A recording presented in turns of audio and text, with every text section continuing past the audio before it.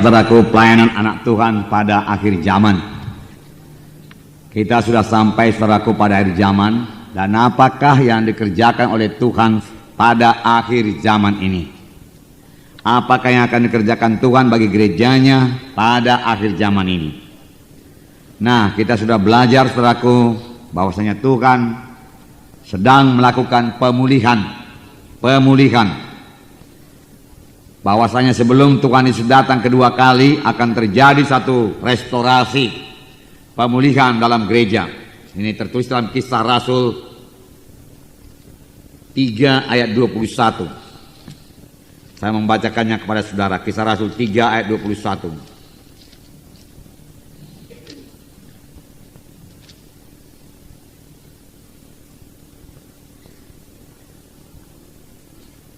Kristus harus tinggal di sorga sampai waktu pemulihan segala sesuatu, seperti yang difirmankan Allah dengan perantaraan nabi-nabinya yang kudus pada zaman dahulu. Mari kita baca bersama-sama Kisah Para Rasul 3 ayat 21. Kristus itu harus tinggal di sorga sampai waktu pemulihan segala sesuatu, dengan perantaraan nabi-nabinya yang kudus di zaman dahulu. Jadi sudah pasti Kristus itu harus tinggal di sorga sampai waktu pemulihan segala sesuatu. Ini berarti, saudaraku, bahwasanya gereja Tuhan akan dipulihkan, pasti dipulihkan. Amin. Untuk ini, saudaraku, pastilah perkara besar terjadi, saudaraku. Pada akhir zaman barulah Tuhan Yesus bisa datang kedua kali. Dan memang Tuhan Yesus harus datang kedua kali. Dari itu gereja harus dipulihkan. Jadi pemulihan ini, saudaraku, pekerjaan Tuhan. Dan ini akan dikerjakan Tuhan, pasti dikerjakan Tuhan pada akhir zaman. Saudara, kita mengetahui bahwasanya Tuhan ini sudah lama melakukan pemulihan ini. Lalu kita pelajari dahulu dalam pelajaran training atau dalam pelajaran saudaraku institut, Martin Luther lah, saudaraku, mula-mula mengembalikan saudaraku keselamatan oleh sebab iman. Bukan karena perbuatan, bukan karena saudaraku ditebus oleh uang, bukan, tetapi manusia selamat. Kita selamat karena percaya kepada Tuhan Yesus, iman kepada Tuhan Yesus yang telah mati di kayu salib menebus dosa kita. Lalu kita pun selamat, saudaraku, selamat. Nah, kemudian saudaraku, Tuhan memulihkan. Setelah selamat, kita anak-anak Tuhan harus hidup suci, hidup berdoa kepada Tuhan. Karena keselamatan anugerah, pada waktu itu banyak berpikir, ya bagaimanapun anugerah, kalau memang sudah dianugerahkan Tuhan selamat, dikaruniakan Tuhan selamat, saya akan selamat juga. Bagaimana cara saya hidup dalam dunia ini? Tidak betul, saudaraku. Sekali selamat tidak terus selamat. Kita harus menjaga keselamatan kita. Paulus berkata, kerjakanlah keselamatanmu. Amin, saudara. Sesudah selamat kita perlu hidup suci, hidup benar di hadapan Tuhan. Siapa yang hidup menurut kehendak daging tidak akan mewaris kerajaan sorga. Firman Tuhan berkata, banyak ayat-ayat dalam Alkitab yang menunjukkan bahwasanya keselamatan itu bisa lucun. Oleh sebab itu pegang terus keselamatan saudara. Itu sebabnya, saudaraku, hamba-hamba Tuhan seperti John Wesley, saudaraku, yang mendirikan gereja Metodis, kemudian George Whitefield menekankan mengenai kesucian hidup. Sesudah diselamatkan harus hidup suci, harus hidup suci. Nah, kemudian Tuhan mulai memberikan pengertian mengenai gereja sebagai tubuh Kristus. Gereja sebagai tubuh Kristus. Kemudian, saudaraku, Tuhan memulihkan lagi pujian dan penyembahan dalam gereja. Baru-baru, saudaraku, tahun 60 barangkali Tuhan mulai berikan pujian, penyembahan, menyembah Tuhan dalam ruh, dalam kebenaran. Tidak ketinggalan, Tuhan juga memulihkan pelayanan yang diberikan Tuhan dalam gereja, seperti yang tertulis dalam Efesus pasal 4 ayat 11 sampai 16. Nanti kita baca ini, saudaraku. Saya mau sampaikan kepada saudara bahwa dalam Efesus pasal 4 terdapat jawatan rasul-rasul, nabi-nabi, penginjil-penginjil, gembala-gembala, dan pengajar-pengajar. 5 jawatan ini pasti dikembalikan Tuhan. Amin, saudara. Dikembalikan Tuhan. Kalau pelayanan gembala sudah lama, saudaraku. Kemudian pada tahun 50 mulailah muncul penginjil-penginjil. Baru tahun 1950 muncul penginjil-penginjil yang disertai Tuhan dengan kuasa dan tanda ajaib, terutama dalam kesembuhan. T.L. Osborne, saudaraku, dan lain sebagainya, saudaraku. Ya, disertai Tuhan dengan kuasa dan tanda ajaib karena memang penginjil. Kemudian pada tahun 60-an, 70-an, pelayanan pengajar-pengajar mulai dipulihkan Tuhan dalam tubuh Kristus. Guru-guru mulai dipulihkan Tuhan. Lalu banyaklah seminar-seminar kita lihat. Seminar mengenai karunia-karunia Roh Kudus, seminar pujian penyembahan mulai diajarkan lagi, saudaraku. Ya. Seminar pertumbuhan gereja dan lain sebagainya. Tahun 60-an, tahun 70-an, saudaraku. Pengajar-pengajar mulai. Jadi, saudaraku, sudah 3, saudaraku. 1, gembala-gembala sudah berfungsi. Penginjil-penginjil yang disertai dengan kuasa dan tanda ajaib sudah berfungsi, saudaraku. Kemudian pengajar-pengajar sudah berfungsi. 3 sudah. 3. Pada tahun 80-an mulai pula berfungsi, saudaraku, nabi-nabi.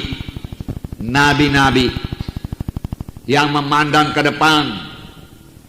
Walaupun, saudaraku, tidak semua dikaruniakan pada karunia nabi, saudaraku, banyak orang bisa bernubuat. Banyak orang mulai membuat gol ke depan. Lalu orang mulai berkata tahun 2000 nanti, ya, gereja kami akan sampai sekian-sekian. Anggota gereja kami sampai di sekian-sekian. Mereka memandang ke depan. Nabi selalu memandang ke depan. Amin. Ya, dia mendapat pada pengertian dari Tuhan akan masa depan. Dan saudaraku, seharusnya ini sudah mulai beroperasi dalam kita, yaitu karunia nabi. Harus ada dalam sidang Tuhan, saudaraku. Saya pikir saya tidak begitu mendapat karunia nabi, saudaraku. Sekali-sekali saya bisa bernubuat untuk meneguhkan, untuk menghiburkan. Sepanjang saya, saudaraku, sangat mohon kepada Tuhan. Amin, saudara. Sebenarnya itu, saudaraku, kuncinya hanya mendengar suara Tuhan saja. Amin. Mendengar suara Tuhan. Dan suara Tuhan itu selalu lemah lembut. Oleh sebab itu, kalau pikiran kita ini tidak tenang, tidak diam, terlalu banyak yang kita pikirkan, saudara, kita tidak bisa mendengar suara yang lemah lembut itu, saudara. Padahal Tuhan berjanji dalam firman-Nya, domba-dombaku mendengar suaraku. Amin, saudara. Itu dijanjikan Tuhan. Domba-dombaku mendengar suaraku. Dan domba-domba itu mengenal suara Tuhannya. Amin. Dia juga mengenal suara pencuri. Kalau pencuri datang, dia tidak mau buka pintu. Tetapi kalau gembala yang benar datang, dia membukakan pintu. Demikian juga seharusnya setiap anak-anak Tuhan harus dapat mendengarkan suara Tuhan. Amin, saudara. Ya, dalam Kisah Rasul pasal 8 kalau saya tidak salah, maka datanglah firman Tuhan kepada Filipus, pergilah ke jalan lurus. Ya. Kemudian Filipus patuh. Lalu dia mendengar suara Tuhan lagi waktu dia lihat kereta. Dekatilah kereta itu. Lalu Roh Kudus berkata, dekatilah kereta itu. Lalu dia dekati. Nah, saudara, begitu jelas seharusnya, saudaraku, suara Tuhan kita dengar. Amin, saudara. Ya, karena Roh Kudus mau berbicara kepada kita. Roh Kudus mau berbicara kepada anak-anaknya, saudara. Tapi, saudara, Tuhan minta daripada kita kepatuhan, ketaatan, saudaraku, ketaatan. Sebenarnya saya yakin semua saudara sudah dengarkan suara Tuhan, saudaraku. Hanya barangkali tidak bertambah jelas karena saudara tidak mematuhinya sungguh-sungguh, atau saudara tidak mengerti itu suara Tuhan. Saudara pikir dari saudara sendiri. Tahukah saudara bahwasanya Tuhan bicara bukan kepada telinga ini, saudaraku, tapi kepada hati kita. Hati kita, hati saudara yang sudah lahir baru, roh saudara yang sudah lahir baru, disitulah roh Tuhan bicara. Amin. Jadi kadang-kadang kita pikir dari kita sendiri, padahal bukan, saudaraku. Sudah Tuhan yang bicara, saudaraku. Saudara, kalau dahulu hati kita ini, saudaraku, hati yang kalah selalu. Kita berpikir kalah. Saudaraku, sebelum lahir baru, pikiran kita tidak ada pikiran rohani, pikiran kita egoistik melulu, memikirkan diri sendiri. Tetapi sudah kita selamat, saudaraku, lahir baru, apakah yang kita pikirkan? Kita memikirkan perkara-perkara di atas, saudaraku. Amin. Memikirkan perkara-perkara rohani. Lalu, saudaraku, Tuhan mulai bicara dalam hati kita, saudaraku.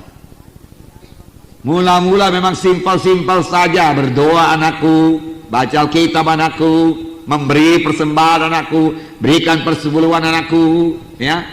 Tetapi kerap kali kita pikir, bukan dari Tuhan itu. Lalu apa yang terjadi? Kali berikutnya kita tidak dengar lagi suara Tuhan. Coba kalau kita patuh, maka Tuhan bicara lebih banyak lagi, menerangkan lebih banyak lagi. Apalagi kita yang rindu, haus dan lapar akan perkara rohani. Amin.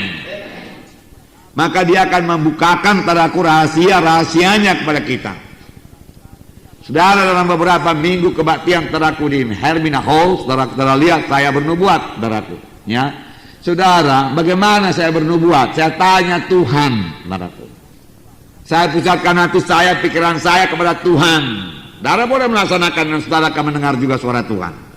Amin, saudara. Apa yang perlu kukatakan pada sidangmu, Tuhan, sesudah saya tadi memberitakan firman-Mu yang saya peroleh juga daripadamu. Apalagi Tuhan, tolong Tuhan, bicara Tuhan, taruhkan dalam hati saya Tuhan, saya katakan kepada Tuhan. Amin. Lalu saya buang semua pikiran-pikiran, saya tidak mau pikiran lain-lain padaku. Dunia saya tinggalkan semua, urusan dunia saya tinggalkan semua, bukan urusan dunia dosa, urusan dunia yang baik, saudaraku. Lalu mulai kedengaran taraku suara Tuhan yang lemah lembut. Suara Tuhan tidak pernah keras, saudaraku. Lemah lembut, saudaraku. Dalam hati saya mengatakan ini perlu pada jiwa-jiwa. Nah, saudara, lalu saya mulai bertindak, saudaraku.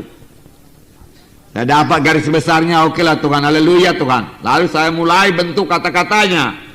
Itu sebabnya cara bernubuat kita nggak sempurna, saudaraku. Amin, saudara. Karena cara mendengar kita pun barangkali nggak 100% penuh, saudaraku. Ya, amin, saudara. Dan kerap kali pun Tuhan tidak memberitahukan semuanya. Tuhan hanya memberi contohnya, saudara. Tuhan memberitahukan kepada Yusuf bahwasanya dia akan jadi raja dari penguasa. Saudara-saudaranya menyembah kepadanya. Tetapi Tuhan tidak beritahu kepada Yusuf bahwasanya dia akan dijual dan ditangkap dan masuk penjara. Amin, saudara. Ya.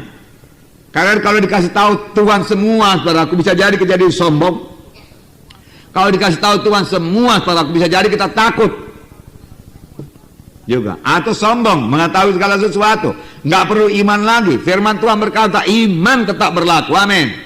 Walau Tuhan memberitahu perkara, harus ada iman terus. Harus punya iman terus. Tanpa iman tidak bisa. Ya.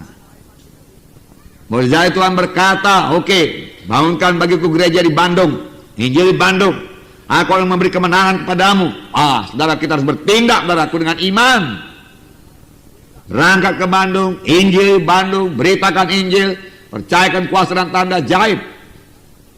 Boleh jadi datang aniaya, boleh jadi banyak gangguan, Tuhan tidak beritahu semua. Amin, saudara. Tapi Tuhan kita adalah Tuhan yang berbicara, amin. Dan pada akhir zaman dia akan lebih banyak berbicara, haleluya. Lebih banyak berbicara. Oleh sebab itu anak-anak Tuhan harus lebih sensitif kepada suara Tuhan, amin. Jangan buta, jangan tidak mengenal rencana Tuhan dalam hidup saudara. Jangan tidak mengenal jalan Tuhan, saudaraku. Kenal. Dan ini membutuhkan persekutuan yang intim dengan Tuhan. Amin. Ya, kalau membaca Alkitab harus, kalau doa 1 jam per hari itu haruslah minimum, saudaraku. Itulah kekuatan kita, saudaraku. Dan dengan banyak berdoa, saudara, kita tambah mengerti lagi menyambut maksud Tuhan dan kehendak Tuhan dalam hidup kita. Tambah mengerti, mengenal suara Tuhan dan mendengar suara Tuhan, saudaraku. Nabi-nabi. Itu sebabnya nabi-nabi pada zaman dahulu berkata, beginilah firman Tuhan kepadamu. Malah saya tidak berani kali begitu, saudaraku. Ya. Saya pikir mungkin sebagian dari saya nanti nggak betul ini saya bilang, saudara. Ya, oleh sebab itu saya juga sering katakan kepada saudara, saudaralah menimbangnya lah, dikatakan, timbanglah apa yang dari Tuhan apa tidak. Ya. Dan saya selalu mengatakan kalau tidak pun dari Tuhan, saudara masih dapat berkat. Mengapa, saudaraku? Karena selalu daripada firman Tuhan. Tetapi mengapa saya dapat? Saya pikir saya dapat itu bukan karena dari otak saya pikir dari hati saya, saudaraku. Lalu saya sampaikan kepada saudara dari hati saya. Ya, jadi saya katakan itu dari Tuhan lah itu. Oleh sebab itu, saudaraku, buka hati saudara kepada Tuhan. Amin. Ya, dengar, bisa dengar kok, saudaraku, bisa. Bisa tanya kepada Tuhan. Mengapa tidak ada padamu? Karena tidak kamu minta. Mengapa saudara nggak tahu? Karena saudara tidak tanya Tuhan. Kalau kita tanya Tuhan, Tuhan pasti berikan. Simpel-simpel aja, saudara. Nggaknya sulit sama Tuhan bicara. Dari dulu-dulu pun dia bicara kok. Dan dia akan terus bicara. Tapi mari kita rindu, amin saudaraku. Pada akhir zaman ini sudah dipulihkan Tuhan. Mengapa? Supaya Tuhan mau supaya sidangnya mengerti apa yang diperbuatnya. Yaitu Tuhan pulihkanlah nabi-nabi itu. Ada beberapa orang yang memang karunianya nabi. Tepat. Kalau begitu saudara bertanya, adakah nabi-nabi palsu? Ada. Nah itu pula saudaraku bahayanya. Semua pun ada palsunya. Uang aja ada palsunya, saudaraku. Saya sudah kena juga dulu, saudaraku, dalam satu gereja, saudaraku, yang begitu banyak nubuatnya. Semua mesti dinubuatin. Mesti datang suara Tuhan. Soal perkawinan pun mesti dinubuatkan. Si Anu sama si Anu mau kawin. Oh, Tuhan bilang setuju. Nah.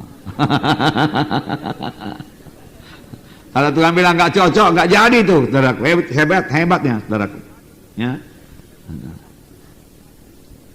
Dan kadang-kadang ancaman pun ada. Jikalau engkau tidak menyerahkan rumahmu kepada Tuhan, maka anakmu akan meninggal, dikatakan. Siapa nggak takut, saudaraku? Pikir-pikir daripada anak mati, serahkan aja lah rumah. Iya kan? Nah. Jadi nubuat itu sudah menguasai dia, saudaraku. Menguasai. Tuhan tidak pernah, saudaraku, suka, saudaraku, kita dikuasai oleh nubuat, saudaraku. Nubuat itu untuk menghiburkan, saudaraku, menguatkan, meneguhkan sebenarnya sudah kita dapat sendiri daripada Tuhan. Misalnya saudara sudah dapat, saudaraku, panggilan dari Tuhan bahwasanya saudara akan jadi hamba Tuhan. Kalau sudah rasa itu, aku pasti dipakai Tuhan jadi hamba Tuhan, pasti. Nah, saudara berdoa, tambah dikuatkan Tuhan. Lalu pada suatu hari nubuat datang kepada saudara, dengarkanlah firman Tuhan. Sekarang Tuhan memanggil engkau menjadi hambanya, dan engkau akan dipakai Tuhan dengan urapannya. Melalui engkau jiwa-jiwa akan diselamatkan. Ya. Tuhan akan memakai pelayananmu dengan cara yang luar biasa. Tuhan akan membuka jalannya bagimu. Bertekunlah engkau dalam Tuhan. Wah, saudara sendiri sudah dapat sebetulnya. Tapi dikuatkanlah oleh nubuat itu lebih pasti lagi. Amin. Ya, itu gunanya nubuat. Nubuat. Nah, nubuat. Itulah pelayanan nabi-nabi. Pelayanan nabi-nabi. Ya. Tetapi begitu pun, saudaraku, apa yang dikatakan nubuat itu harus ditimbang. Firman Tuhan berkata, ya, perhatikan sungguh-sungguh, ya. Kalau belum dapat daripada Tuhan, saudaraku, ya, berdoa lagi, saudaraku, berdoa lagi. Jangan pula terus menghakimkan, saudaraku, itu bukan daripada Tuhan, setan itu, jangan, saudaraku. Ya. Tapi saudara harus lebih banyak berdoa. Saya yakin, saudaraku, kalau kita banyak berdoa, kita pasti mendengar suara Tuhan. Karena Tuhan kita Tuhan yang bicara. Saya lupa ayatnya, satu raja-raja berapa itu, saudara? Nah, Elia mendengarkan suara Tuhan dalam lemah lembut.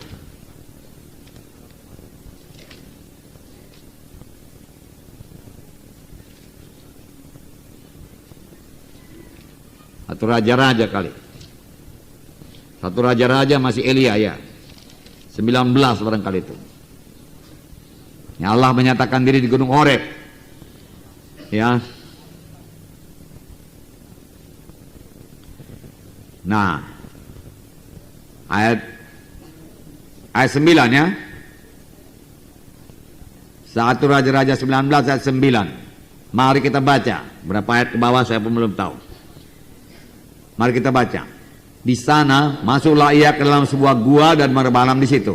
Maka firman Tuhan datang kepadanya demikian. Apakah kerjamu di sini, hai Elia?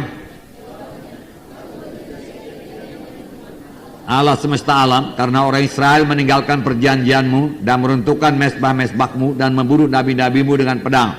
Hanya aku seorang diri yang masih hidup. Nah, mereka ingin mencabut nyawaku. Lalu firman-Nya,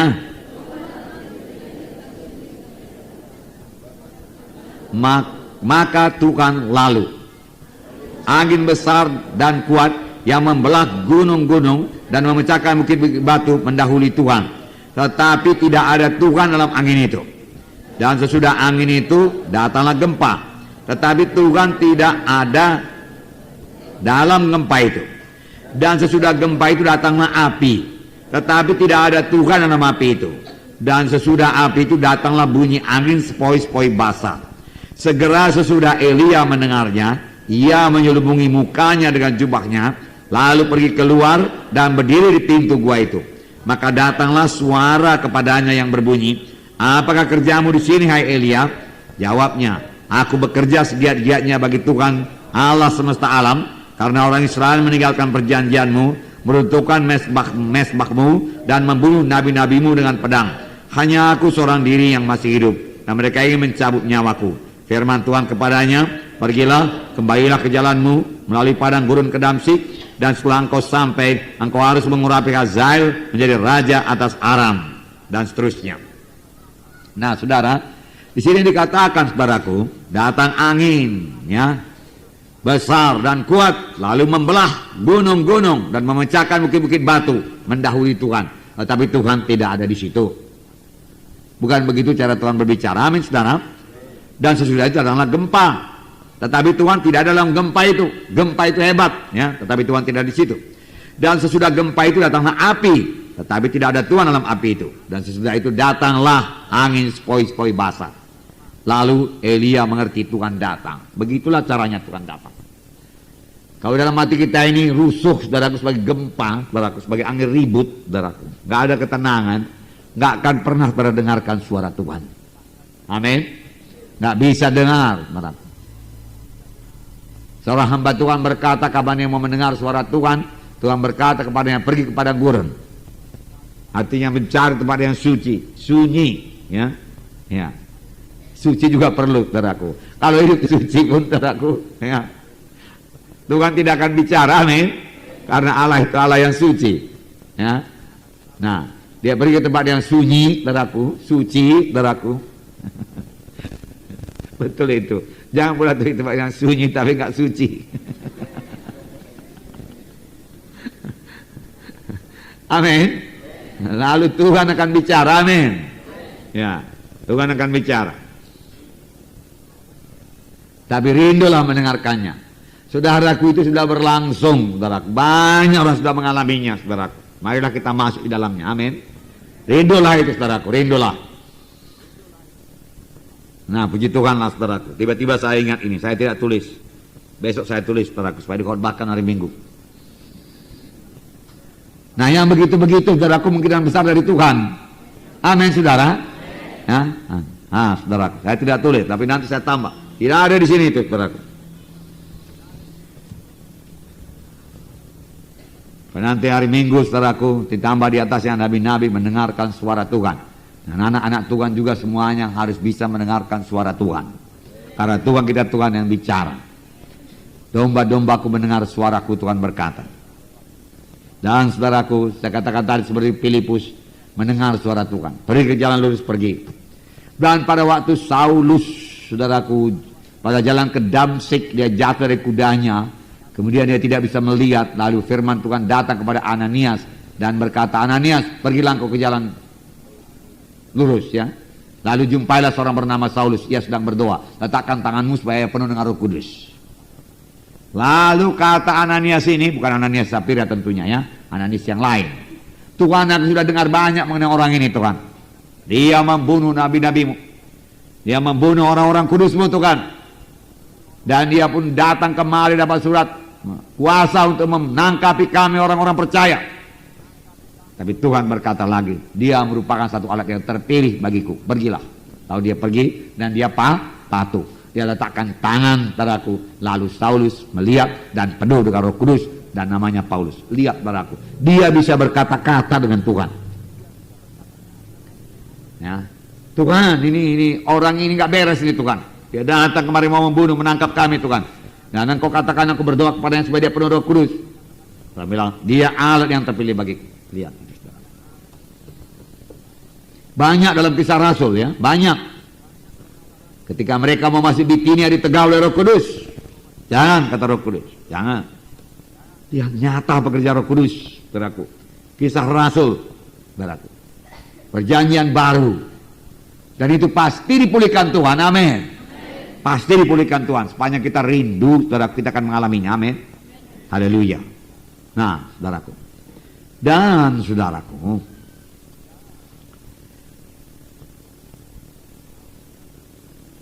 pada tahun 1990, saudaraku, kita melihat pelayanan, yaitu pelayanan rasul, saudaraku, mulai dipulihkan Tuhan. Pelayanan rasuli, kerasulan. Apa artinya ini? Rasul artinya seorang yang diutus. Jadi artinya banyak orang akan diutus. Itu sebabnya Tuhan mengirim banyak mahasiswa ke Institut Alkitab Rema. Amin. Dan saudara akan diutus. Amin. Doakan kami supaya kami bisa mengaturkannya dengan cepat, saudara. Dan saudara diutus dengan kuasa Tuhan. Haleluya. Dan saudaraku, yang menjadikan rasul itu, saudaraku, yang mengutus hanya Tuhan Yesus. Itulah dia rasul yang sungguh-sungguh, yang disertai dengan kuasa kerasulan. Baru-baru ini kami bertemu dengan hamba Tuhan Peter Wagner, guru dosen dalam Fuller Teologi yang sangat terkenal. Dia banyak berbicara dalam seminar-seminar internasional. Dan dia berkata, saudaraku, bahwasanya segala macam pelajaran itu yang begitu banyak tidak menjadikan seorang itu menjadi rasul. Yang menjadikannya rasul adalah impartasi, saudaraku. Apakah itu impartasi, saudaraku? Ya, impartasi artinya penyampaian, saudaraku, kuasa, saudaraku. Transfer kuasa, saudaraku. Impartasi dari seorang rasul, saudaraku, kepada calon rasul lah, saudaraku. Amin. Ya. Lalu dia, saudaraku, menjadi apostel. Dan itulah gerakan Tuhan, saudaraku, pada akhir zaman. Jadi kalau begitu banyakkah nanti apostel-apostel, rasul-rasul muncul? Banyak kali, saudaraku. Sebenarnya saudara pun sudah menjalankannya, saudaraku. Hanya barangkali saudara kurang mohon kuasanya, kuasa kerasulan itu. Dalam pertemuan, saudaraku, dengan hamba-hamba Tuhan cabang, saya katakan kepada mereka, saudaraku, sepanjang mereka itu, saudaraku, mengabarkan Injil Tuhan disertai dengan kuasa dan tanda ajaib, kemudian membangunkan gereja, saudaraku, kemudian mengaturkan, saudaraku, siapa-siapa yang melayani dalam sidang tersebut, itu seorang rasul. Ya. Dan karena saudara terpancar daripada iman Indonesia, maka saya terus terang saya katakan waktu itu sayalah kepala saudara, rasul kepala, amin. Dan yang lainnya, saudaraku, rasul, saudaraku, antara rasul-rasul yang lain semua. Nah, itu sebabnya, saudaraku, di Kuala Lumpur itu ada pertemuan Apostol Summit, yaitu pertemuan puncak rasul-rasul, saudaraku, ya, yang telah mendirikan sidang, saudaraku.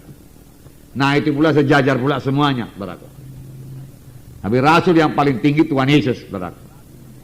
Di bawahnya barangkali rasul yang 12 itu, saudaraku.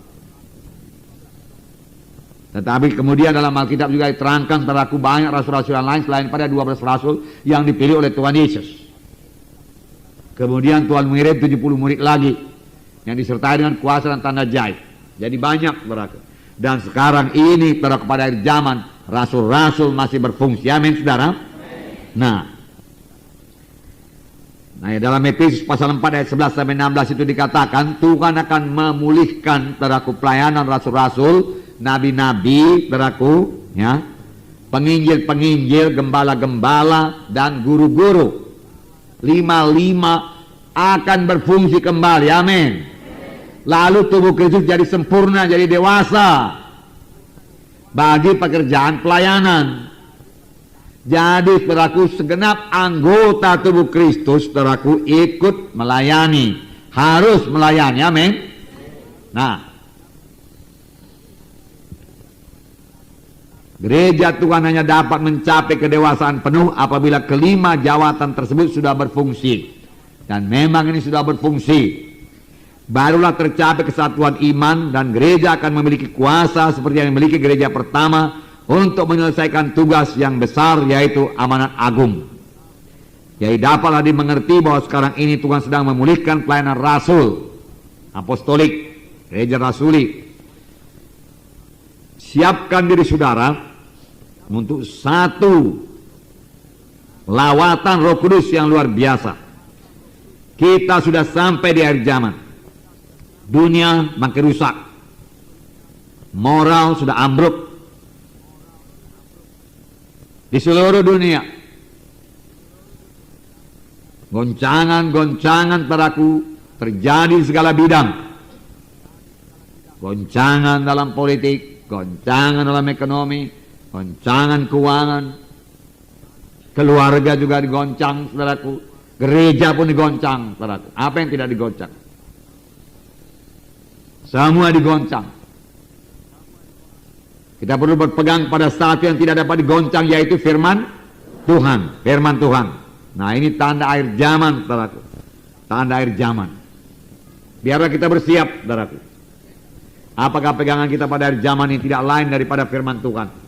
Pegang firman Tuhan, saudaraku. Nah, seperti apakah kira-kira pemulihan yang diberikan Tuhan itu? Saya percaya, saudaraku, kira-kira seperti gereja pertama lah. Seperti itulah, saudaraku. Mereka berhasil menginjili dunia, saudaraku. Apa yang kita lihat, terutama dalam sidang pertama, semua anggota tubuh Kristus ikut aktif dalam pelayanan. Jadi semua anggota tubuh Kristus melayani. Tidak ada yang tidak melayani. Ada tempat dalam tubuh Kristus, selalu kita katakan itu. Ada fungsi dalam tubuh Kristus. Ada tempat, ada fungsi. Nah,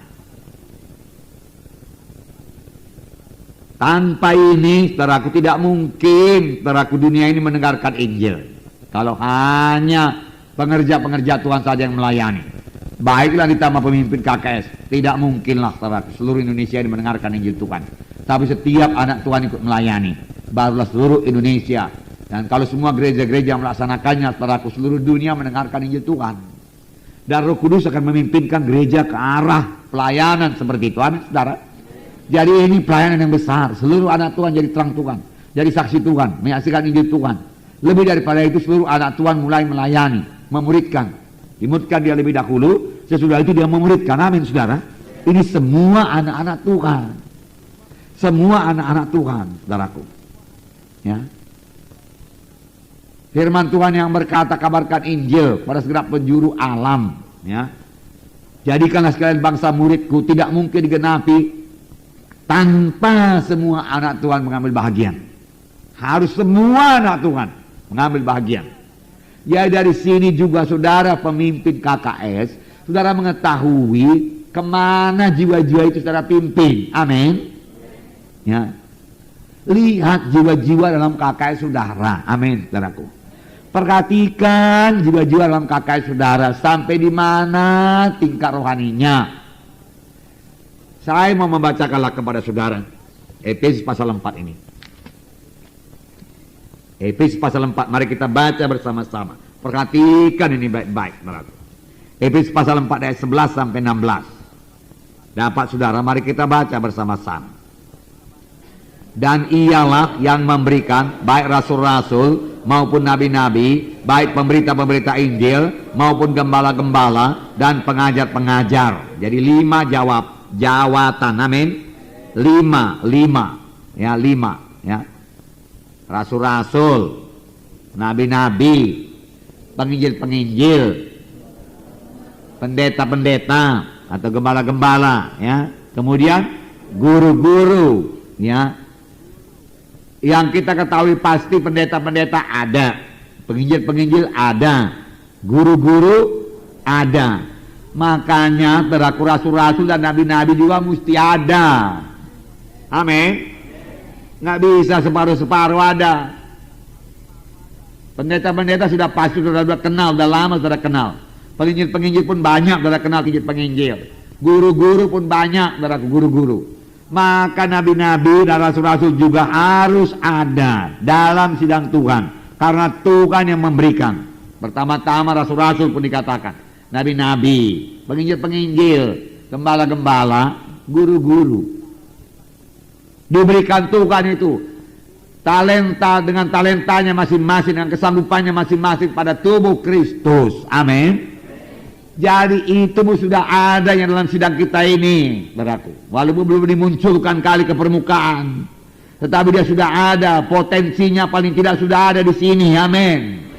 Yang 2 lagi saya maksud, yaitu rasul-rasul dan nabi-nabi. Amin. Sudah ada itu. Makanya saya katakan tadi, siapkan diri saudara belajar mendengar suara Tuhan. Kemungkinan boleh jadi kalau saudara bisa mendengarkan suara Tuhan dengan jelas, saudara bisa menjadi nabi. Lalu Tuhan bisa terangkan kepada saudara kan hal-hal yang jadi kemudian mengenai sidang Tuhan, mengenai pekerjaan Tuhan, saudaraku. Itu boleh jadi juga mengenai keadaan-keadaan dunia ini. Karena datanglah Agabus dan mengatakan akan terjadi kelaparan, ya kan? Itu kan Nabi Agabus ada dalam sidang pertama, amin saudara. Ya, dia mengetahui, lalu terjadilah itu, dia katakan. Karena memang dia tahu, dia dapat dari Tuhan, amin saudara.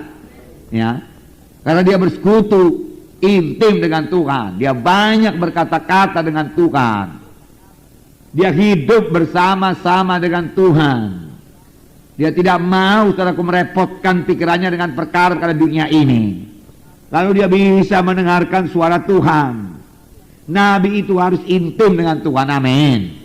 Nah, kemudian dikatakan ayat 12, apakah gunanya ini? Mari kita baca. Untuk memperlengkapi orang-orang kudus bagi pekerjaan pelayanan, bagi pembangunan tubuh Kristus. Nah, jadi gunanya 5 jawatan ini untuk memperlengkapi orang-orang kudus bagi pekerjaan pelayanan, bagi pembangunan tubuh Kristus. Jadi semua orang-orang kudus melayani, amin. Jadi jiwa-jiwa dalam KKS saudara harus melayani, amin. Nah, bawalah mereka ke situ, amin. Apakah jiwa-jiwaku dalam KKS sudah bisa melayani atau belum? Kalau belum, kita ajari dia supaya dia bisa melayani. Karena paling tidak saudara sebagai pemimpin KKS, saudara termasuk salah satu di sini, entahkah guru kah saudara, entahkah gembala, sudah pastilah saudara gembala. Karena saudara pemimpin KKS. Dikatakan juga pemimpin KKS sebagai gembala, amin. Iya kan? Boleh jadi, ya saudara suka menginjil lagi, saudaraku. Boleh jadi panggilan antara yang lebih tinggi, yaitu Nabi Rasul. Yang pada satu saat nanti kelak saudara meninggalkan KKS saudara lalu menjadi Rasul. Amin. Tapi semua akan ditentukan Tuhan pada waktunya. Jadi kemana jiwa-jiwa itu? Yang 5 ini berlaku. Dan saudara masuk diantaranya. Amin. Dalam tubuh Kristus. Untuk saudaraku dikatakan memperlengkapi orang-orang kudus bagi pekerjaan pelayanan. Adakah saudara melengkapi orang-orang kudus bagi pekerjaan pelayanan? Amin saudaraku. Itulah yang saudara laksanakan. Lengkapi orang-orang kudus, lengkapi anggota-anggota kakak saudara. Sebenarnya dia dewasa dulu, amin. Ayat selanjutnya berkata, mari kita baca 13. Sampai, mari kita baca 13. 1, 2, 3. Sampai kita semua telah mencapai kesatuan iman dan pengetahuan yang benar tentang anak Allah, kedewasaan penuh dan tingkat pertumbuhan yang sesuai dengan kepenuhan Kristus. 14. Sehingga kita bukan lagi anak-anak yang diobah-ambika oleh rupa-rupa pengajaran, oleh permainan palsu manusia, dengan kelicikan mereka yang menyesatkan. Sampai situ dulu. Jadi di sini dikatakan, jelas dikatakan, untuk memperlengkapi orang-orang kudus bagi pekerjaan pelayanan bagi pembangunan tubuh Kristus. Yang dibangun apa? Tubuh Kristus yang dibangun. Bukan kerajaan kita sendiri, bukan kerajaan KKS saudara. KKS saya lebih baik daripada KKS yang lain. KKS saya paling banyak berbelah. Saudara-saudara membangun tubuh Kristus. Amin. Bangun tubuh Kristus. Ya. Mencapai kesatuan iman dan pengetahuan yang benar tentang anak Allah. Berarti orang itu kenal Yesus. Amin. Ya.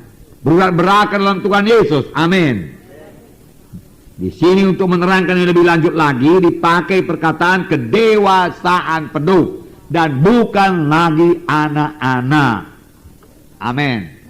Jadi saudara tahu kemana dipimpin jiwa-jiwa itu, kepada kedewasaan penuh. Amin saudaraku.